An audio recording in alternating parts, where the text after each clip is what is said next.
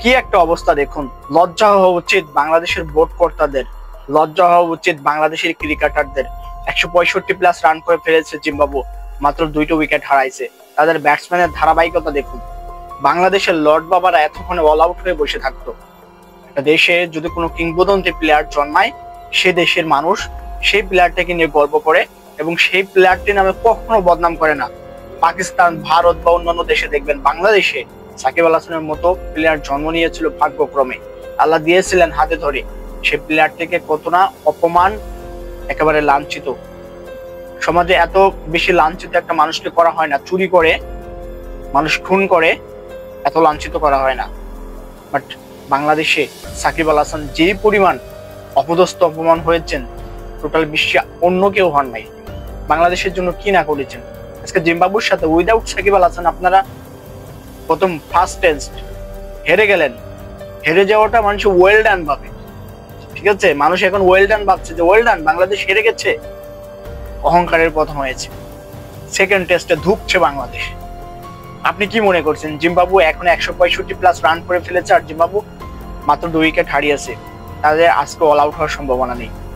Second ডেতে তারা যদি কিছুক্ষণ ব্যাট করতে পারে, সেটাই বাংলাদেশের জন্য বোঝা হয়ে যাবে বাংলাদেশ কি করতে পারবে। আমরা আমাদের প্লেয়ারদের পাইপলাইন কিভাবে সাজিয়েছি। খুব বড় বড় কথা বলা হয়েছিল যে সাকিব আল হাসানের থেকে অনেক ভালো মেহেদী হাসান মিরাজ, ভালো অলরাউন্ডার। খুব বড় বড় কথা বলা হয়েছিল তামিম ইকবাল থেকে অনেক ভালো ওপেনার বাংলাদেশে আছে। কই সেই ওপেনার, কই সেই অলরাউন্ডার? আমি তো দেখছি না কোনো অলরাউন্ডার কে, আমি তো দেখছি না তামিমের সাথে বেটার কোনো ওপেনার।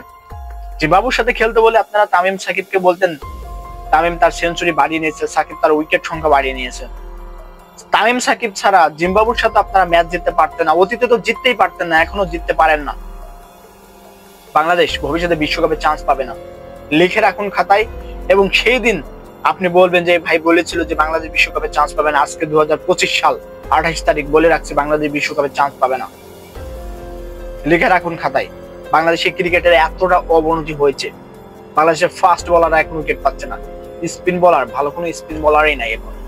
আর ব্যাটসম্যানের কথা বলবেন, জিম্বাবুয়ের ব্যাটসম্যানের একটা লজিক আছে, লজিক্যালি তারা খেলা খেলে। একজন 21 রান করেছে, পরবর্তী ব্যাটসম্যান 21 রান করে আউট হয়েছে। এই যে 42 রান, এই 42 রান করতে বাংলাদেশ হারায় 3 উইকেট। ওপেনিং যে আসে সে করে 0 রান, যে ওয়ান ডাউনে ব্যাটিং আসে সে করে 10 রান, যে মিডল অর্ডারে আসে সে কোনো রকম 40-50টা রান করে একটু মান বাঁচায়।